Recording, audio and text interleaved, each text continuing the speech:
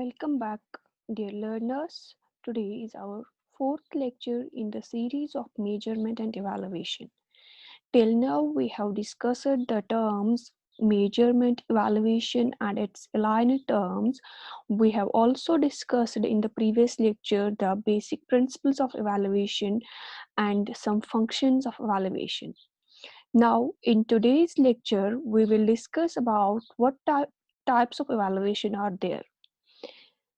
Evaluation can be classified into different categories in many ways. Like according to the functions, there are some types of evaluation. According to the nature of interpretation of a score, what we have measured, there are some types of evaluation, and according to the some approaches how we evaluate, there are some other types of evaluation. As far as the types of evaluation is concerned, according to the function, in previous lecture we have discussed the functions of evaluation. Those are the types of the evaluation also. I will not go here in details. I will mention only what types of evaluation are there according to the function of the evaluation.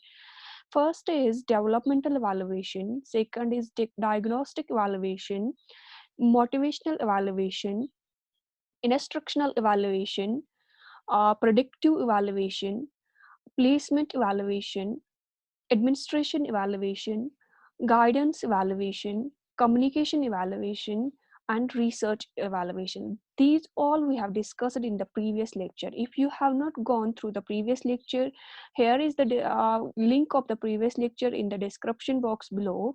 Please go through that so that you can clear yourself what are the types of the evaluation according to the functions of the evaluation. Next, we will discuss here the types of the evaluation according to the nature of the interpretation of scores. What we have measured, according to that, there are two types of evaluation. First is the normative evaluation, norm referred evaluation, and second is criterion referred evaluation. What is norm referred evaluation? As far as the word norm is used here, norm means in general it is the approved set of behavior that is to be followed by the citizens, or we can say by the members of a society, by the citizens of a country without questioning those.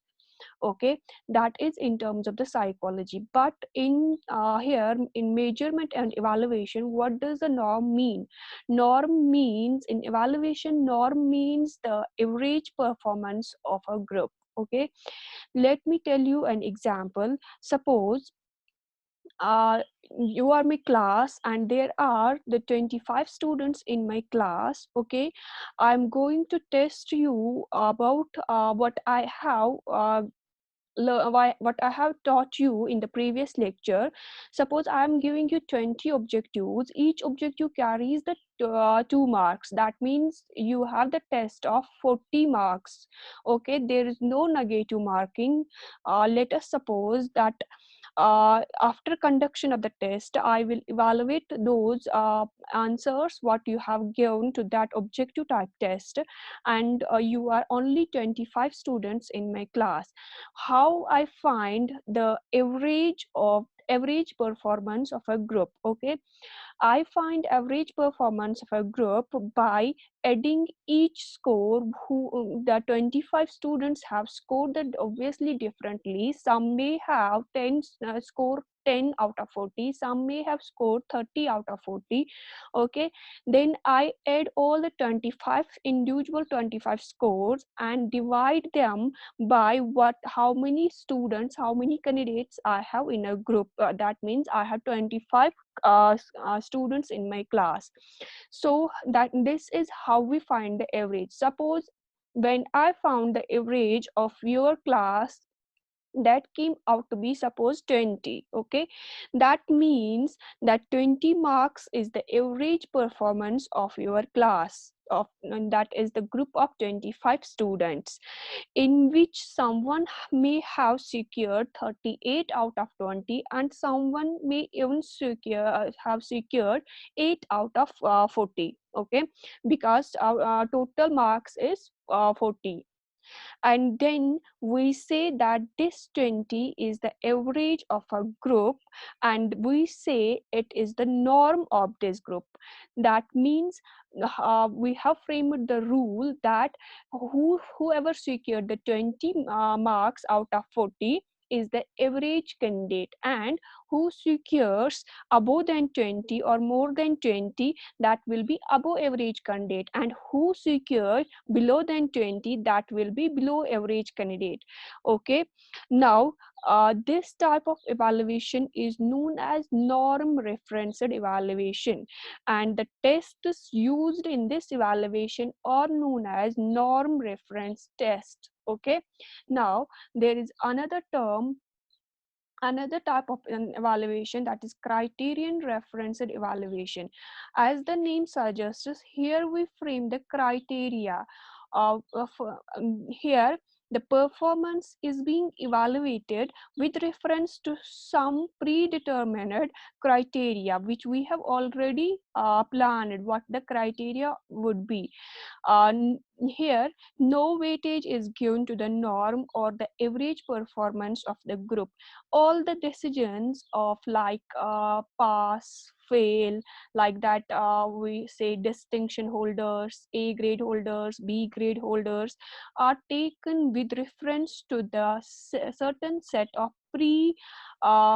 predetermined criteria, okay, which we have determined in advance before conducting the test. Like for example, in our university, we say one the candidate who has secured 33% of marks is passing in the examination, and we say like that one who secures 75% of marks is the distinction holder. Let me explain this in like that of the previous example. I have 25 students in the candidate and I have evaluated them, and on the basis of evaluation which I have evaluated, I have predetermined criteria that 33% marks, one who secured 33% marks will be declared as pass candidate, and one who secured below 33% marks will be declared as the candidate who failed in examination. Okay, uh, in previous example I have told you that I have given the test of 40 marks. Okay, then how much marks one have to secure to pass the examination? Out of 40, one have to secure 13 marks so that he is declared that he has passed the examination. Otherwise, if he has got 13 below than 13 marks, then he has failed the examination. Here we label the candidates with pass and fail, with distinction holders, with A grades, B grades, and with position holders. Okay, now all the decisions that are taken on the basis of some criteria, that is known as criterion referenced evaluation, and those tests which are used here in the criterion referenced evaluation are known as criterion referenced tests. Next type of evaluation is as the as far as approaches are concerned, there are two types of evaluation as far as the approaches are concerned. One is known as the formative evaluation. You might be known of the terms, and another is known as the summative evaluation. Let us discuss these terms one by one. Formative evaluation is that evaluation which is used to monitor the learning progress of a student during the period of the instruction, and its main aim is to provide the continuous criticism to both the learners as well as to the teachers. It provides the criticism to the teacher. It helps the teachers and the learners to know about the learning achievements, and it also helps the teachers to know about the limitations of the teaching process. Successful learning is followed always by the feedback, which acts as a reinforcement to the students. This type of evaluation, that is continuous evaluation, it pinpoints the learning errors that needs to be improved. Teachers get knowledge where to modify the teaching, and also about where they have to use the remedial teaching. Formative evaluation assists the teachers to determine the student improvement from period to period, and this type of evaluation is done at the end of the topic or at the end of the unit by the teacher, uh, so that he can assess the learning outcomes, on the basis of which he or she can modify his her approaches, teaching methods, so that they can improve the learning experiences that are given to the learner. Here the teacher can know which aspect of learning were mastered by the learner and which were not mastered by the learner. As far as the continuous evaluation is concerned, it helps us to measure the significance as well as the suitability of the learning experiences, and to what extent the objectives are being fulfilled. So the continuous evaluation's goal is to improve the teaching and also to decide about the remedial teaching approaches. Then there is the this formative evaluation. There are the purposes of the formative evaluation. First is the diagnosis means this type of evaluation is concerned with regulating the most suitable technique and instructional tools favorable for learning. Then the second is placement. This formative evaluation is concerned with finding out the place of the learner in the course where from he has to start the learning. Okay, then another purpose is monitoring. As far as this continuous evaluation is concerned, it helps us to keep the track of the learning every day, and improvements, as well as it pinpoints the modifications where the teacher requires to modify the instructional this methodology or methods of teaching or approaches of teaching. There are some characteristics of this type of evaluation also. It's the As far as this type of evaluation, formative evaluation, it's the fundamental part of the learning. Formative evaluation occurs frequently during the course of instruction, and its results are immediately known to the learners. It may sometimes be a mere the teacher's observation. The teacher observes the behavior of the learner in the class. That's also the formative evaluation. It reinforces the learning of the student. It pinpoints the difficulties which are faced by the weak learners and also by the bright learners. Its results cannot be used for grading or the placement purpose because it's continuous evaluation. It helps in the modification of the instructional objectives. It also provides the feedback to the students by which they get motivated to learn more and more. This formative evaluation is generally a teacher-based test, and it does not take much time to construct these formative evaluation tests. These may be the class tests, these may be the periodical assessments, or these may be the monthly tests conducted by the teacher, and also this may be the teacher's mere observation in the class. Then we have second type of evaluation, that's the summative evaluation. Summative evaluation is done at the end of the course to know how much previously framed objectives have been attained.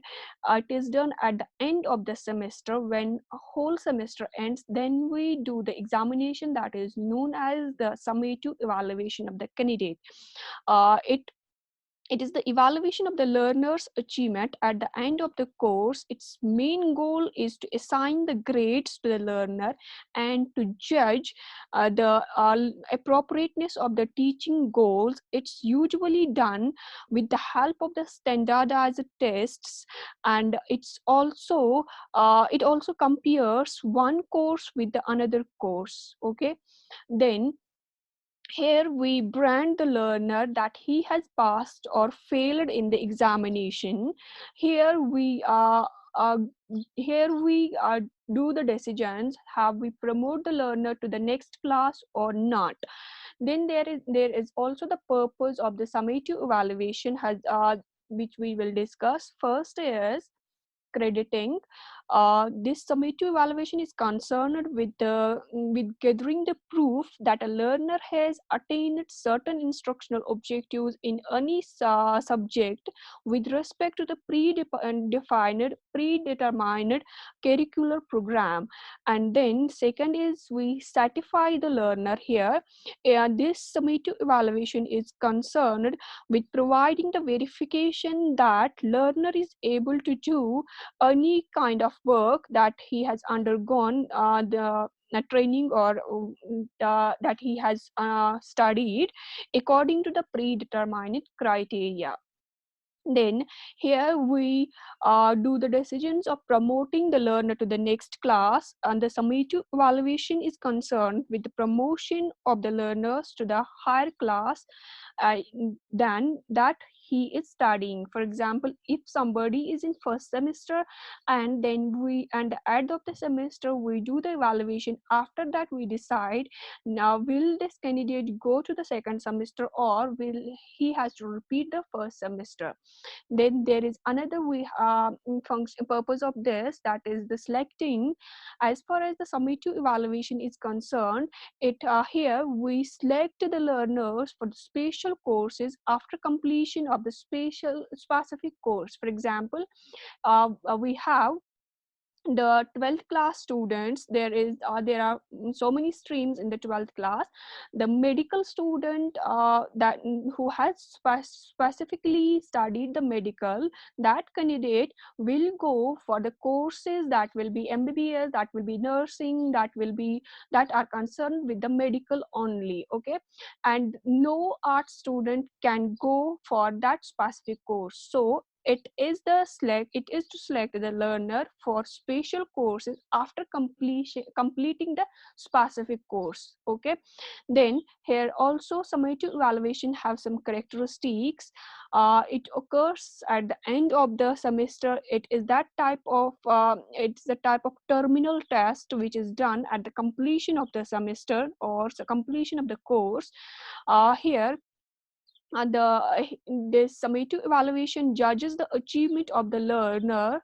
So it has the judgmental character, and it is primarily concerned to pinpoint the stages of the achievement of a candidate. It is not based on the mere teacher's observation. Mere teacher's observation cannot promote the candidate to the next class. It does not pinpoint the difficulties that are faced by the learners in the course of the time, because it is end time evaluation. The outcomes of this summative evaluation can be used for the purpose of the employment and also the ranking purpose. Here we do ranking because and when we evaluate at the end of the course, or we decide has this candidate go to this type of employment or not. This it has a negative effect at many times, because it may or may not act as a stimulator to the learner. If if we say to any candidate that he failed in the examination, he gets demotivated. Okay, so it has a negative effect at times on the learner. Examples of this summative evaluation are like that of the traditional school examination, like termed examinations, semester examinations. That there are also the standardized tests also, like that of entrance tests, or rating scales are used in the summative evaluation. uh, Here we can not use the teacher made tests. Okay, that's all about this function types of the evaluation. I hope you have understood whole lecture. I will be back with the new lecture. Till then, stay safe, stay healthy, stay motivated, and stay tuned to the channel. Thank you.